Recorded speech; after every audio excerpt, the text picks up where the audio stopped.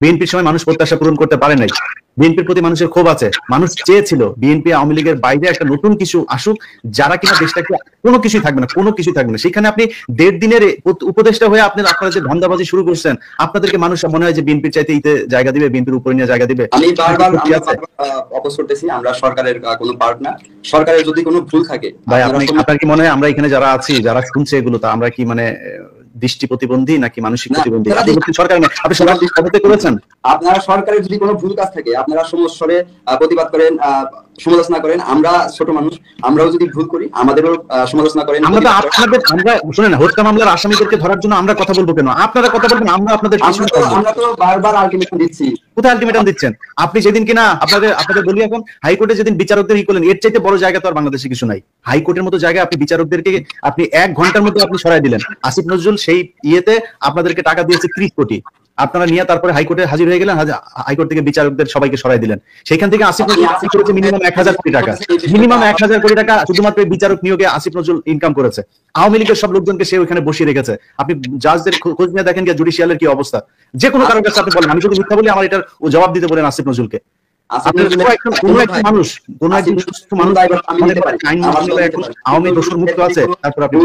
দুর্নীতি করে থাকে, এটার এভিডেন্স সহকারে আপনারা এখন জান না কেন? আপনি সময় টিভিতে খুনির আসামি, আপনি আইন মন্ত্রণালয়ে মাসুমের বিরুদ্ধে জান নাই কেন? আর আসিফ নজরুল বললো আর আপনারা মব নিয়ে চলে গেলেন, হাইকোর্টে যা বিচারকদের অপসারণ করে দিলেন, ছুটিতে পাঠিয়ে দিলেন। এখন জান না কেন? মাসুমের সরাইতে যান না কেন? আসিফ নজরুলের সাথে প্রথম আলোর ব্যাপারে আপনার কি কোনো সন্দেহ আছে যে প্রথম আলো এই দেশে ইসলামী জঙ্গি রাষ্ট্র হিসেবে প্রতিষ্ঠা করতে চায়?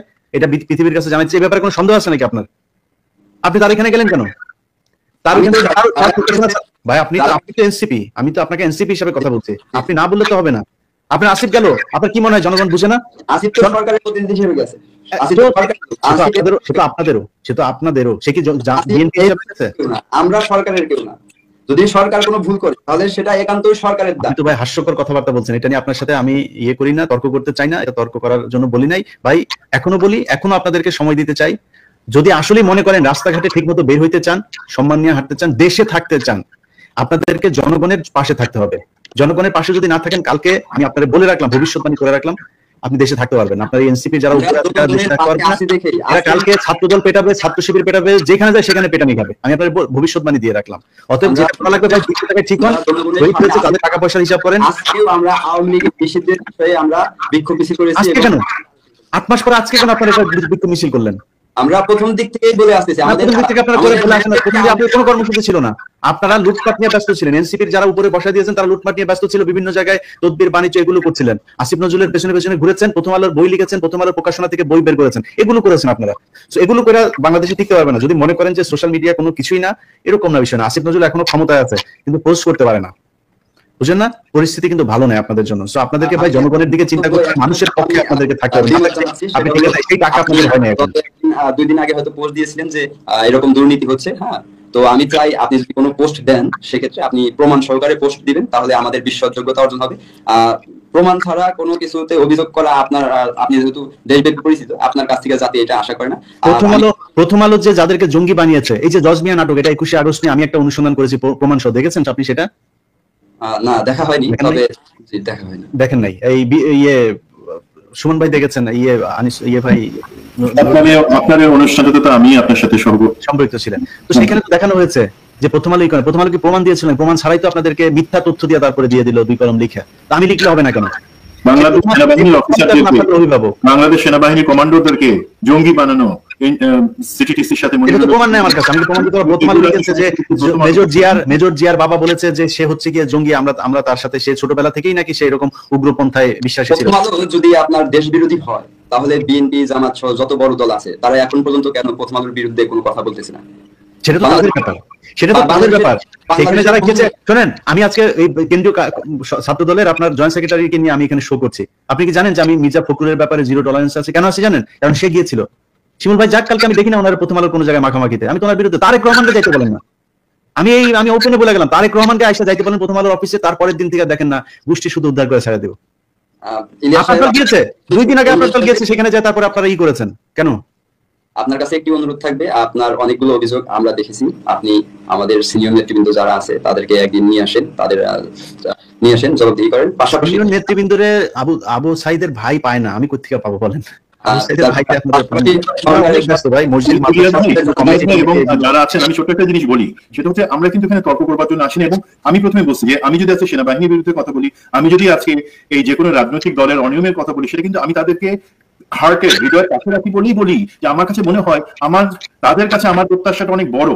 আমি যদি একটা অনিয়ম ধরাই দিই, মানে হচ্ছে আমি চাই তুমি একটা আদর্শ দল হিসেবে জনগণের প্রত্যাশার জায়গায় আজকে আসছো, এত রক্তের বিনিময়। সুতরাং আমরা সমালোচনা তাকেই করবো যাকে আমরা শুদ্ধ হিসেবে দেখতে চাই। প্লিজ আমাদের আজকের বক্তব্য, আজকের আলোচনা মনে হয় এই লাইনেই থাকা উচিত। জি সুমন ভাই, আমি আপনাকে সবার সাথে একটা জিনিস শেয়ার করে অনুষ্ঠানটা শেষ করি। আপনি যেটা বললেন ইসমাইল ভাই, যে আপনাদের কেন্দ্রীয় নেতৃবৃন্দ, আমাদের কয়েকদিন আগে আপনাদের সাথে একটা মিটিং, ভার্চুয়াল একটা মিটিং হয়েছিল, সেখানে আমরা কথা বলছিলাম, হাসনাতের সাথে কথা বলেছি, সাজিসের সাথে কথা বলেছি, নাহিদের সাথেও একটা ছিল, সেটাতে আমি যোগ দেই নাই।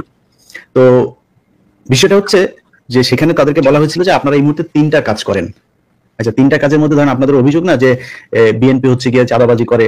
বিএনপির চাঁদাবাজি তো চলছে সারা দেশে, অনেক জায়গাতেই বিএনপি চাঁদাবাজির খবর এসছে, সেটা উনি আমাদের এখানে যিনি প্রতিনিধি আছেন বিএনপির, তিনি নিজেই বলেছেন যে থাকবে, সেটার ব্যাপারে সাথে সাথে পদক্ষেপ নেওয়া হচ্ছে। তারেক রহমান লন্ডন থেকে সেই খবর সাথে সাথে সেটার ব্যাপারে তার কাছে কোনো অভিযোগ যদি দেওয়া হয়, সে সাথে সাথে ব্যবস্থা নেয়, এটা আমি নিজে সাক্ষী। এখন এই যে ব্যবস্থাটা নেওয়া হচ্ছে, তার মানে তারা বিচার তো হচ্ছে ওই জায়গাটাতে। আচ্ছা, আমি বললাম তাদেরকে যে প্রথম কাজ হবে জুলাই হত্যাকাণ্ডে যারা মারা গিয়েছে তাদের পরিবারকে খুব দ্রুত টাকা দিয়ে দেন, এটা নিয়ে খুব দ্রুত কাজ করেন। আচ্ছা, 1 নাম্বার। 2 নাম্বার হচ্ছে এই চাঁদাবাজির কথা আপনারা যেহেতু বলছেন, আপনারা এক কাজ করেন, সেনাবাহিনীকে নেন, পুলিশকে নেন, তাদেরকে দেন, কারা কারা চাঁদাবাজি করে। আপনি কালকে সারা বাংলাদেশে অন্তত 1000 জায়গাতে আপনি কান ধরে লোকজনের উঠবোস করে বসায় রাখবেন। এই শিবিরের হোক, জামাতের হোক, এই ছাত্র দলের হোক, আওয়ামী লীগের হোক, যেই হোক, সারা বাংলাদেশে করে মানুষ দেখবে, দোকানদাররা দেখবে যে ইয়েস, বিচার হচ্ছে, আমাদের পাশে সেনাবাহিনী পুলিশ দাঁড়িয়েছে। তারপরে কিন্তু দেখবেন দোকানদাররা ধরে চাঁদাবাজি করতে আসলে ধরে গণ ধুলাই দিবে। এটা করেন। আর আরেকটা কথা বলেছিলাম, প্রবাসী যারা আছে, আপনি জানেন প্রবাসীদের উপরে কি ধরনের, মানে আজকে সে আসিফ নজরুল, আমি এখানে শোতে বসেই দেখছিলাম, সে পোস্ট করেছে 30% ডিসকাউন্ট দেওয়া হয়েছে প্রবাসী লাউঞ্জ, যেটা এয়ারপোর্টে করা হয়েছে, প্রবাসী আসলে খাবার টাবারের উপরে 30% ডিসকাউন্ট দিয়ে এটা পোস্ট করেছে। অথচ আসিফ নজরুল মালয়েশিয়ার যে সিন্ডিকেট, ওই সিন্ডিকেটের কাছ থেকে সে নিজে অন্তত 500 কোটি, আমি ওটা এমন বলতে পারবো কিন্তু কমপক্ষে 500 কোটি টাকার খেলা। সেটা কোন খেলা, ওইটা নিয়ে আমি একটা অনুসন্ধান করছি, আপনি তথ্য চেয়েছেন না, তথ্য সহ তারপরে আমি দিচ্ছি। ওটা আসতেছে, ওটা কাজ করতেছে, আসিফ নজরুল কয়েকটা কাজ করতেছে, এগুলো হচ্ছে। এই হচ্ছে অবস্থা, তারা সেটা করে নাই। আমি তাদেরকে এই কথাটা বলেছিলাম, বিএনপি শিবিরের জামাতের 2 জন আছে, তো আমি তাদের সামনেই বলি, আজকে আমি তাদেরকে বলেছিলাম যে ভাই, আপনারা যদি নাকি জনগণের মন জয় করতে না পারেন, কালকে ছাত্রদল আপনাদেরকে পেটাবে, ছাত্র শিবিরের সাথে পাবেন তারা পেটাবে, আশপাশের জনগণের পক্ষে কাজ করে তারা পেটাবে, আর সবার আগে সবচেয়ে পেটানিটা যেটা খাবেন সেটা হচ্ছে আপনার যে সমন্বয়ক আছে তাদের হাতে খাবেন। সেই সমন্বয়কদের হাতে পেটানো খাওয়া কিন্তু শুরু হয়ে গিয়েছে। নাহিদ বরিশালে যা প্রোগ্রাম করে আসতে পারে নাই, এটা হচ্ছে না, শুরু হয়েছে না, আরো দেখবেন সামনে। অর্থাৎ আজকে অনুষ্ঠানটা দেখে মনে হয়েছে আমরা বোধহয় এনসিপির বিরুদ্ধে বা ইসমাইল ভাইকে খুব বেশি আক্রমণ করা হয়েছে। ভাই, আপনাদের প্রতি আমাদের সম্মান আছে। 5 তারিখ আপনাদের যে ভূমিকা, এটার জন্য আপনাদেরকে সারা জীবন রেসপেক্ট করতে চেয়েছিলাম, কিন্তু যখন প্রথম আলোর অফিসে যায় আপনারা প্রথম আলোর বই প্রকাশনা করেন, এরপরে আর আমরা স্থির থাকতে পারি নাই। যে প্রমাণ চাচ্ছেন সেই প্রমাণও চলে আসবে, প্রমাণ সহ অনেক কিছু আসবে, অপেক্ষা করেন। আর যদি ভালো হয়ে যান, আপনাদের পাশেই থাকবো। বিএনপি জামাত আমাদের টাকা পয়সা দিয়ে কেনেও নাই, কিনতেও পারবে না।